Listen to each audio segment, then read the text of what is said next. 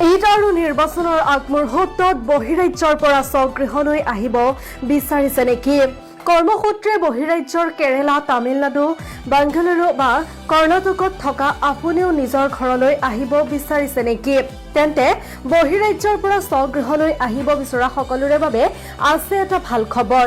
এতিয়া অতিকৈ আৰামদায়ক আৰু কম খৰচত বহিৰাজ্যৰ পৰা স্বগৃহলৈ যাত্ৰা কৰিব পাৰিব আপুনিও।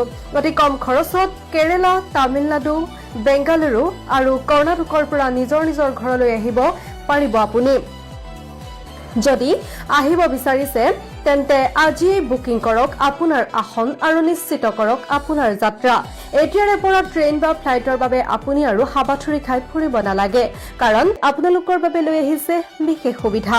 বহিৰাজ্যৰ কেৰেলা, তামিলনাডু, বেংগালুৰু আৰু কৰ্ণাটকৰ পৰা বিশেষ আৰামদায়ক বিলাসী বাছেৰে পোনে আহিব পাৰিব গুৱাহাটী, নগাঁও, তেজপুৰ, দৰং, খাৰুপেটীয়া, বঙাইগাঁও, বৰপেটা আৰু শ্ৰীৰামপুৰ আদি স্থানলৈ। ইয়াৰ লগতে আপুনি বিনামূলীয়াকৈ লাভ কৰিব হাই স্পীড ৱাইফাই সুবিধা, মোবাইল আৰু লেপটপ চাৰ্জিং সুবিধা, সম্পূৰ্ণ এচি ব্যৱস্থা, শুই টোপনি যোৱাৰ আৰামদায়ক ব্যৱস্থা। গতিকে দেৰি নকৰাকৈ আজিয়ে যোগাযোগ কৰক, বুকিং কৰক আপোনাৰ আসন আৰু সময়মতে যাত্ৰা কৰক আপোনাৰ স্বগৃহলৈ।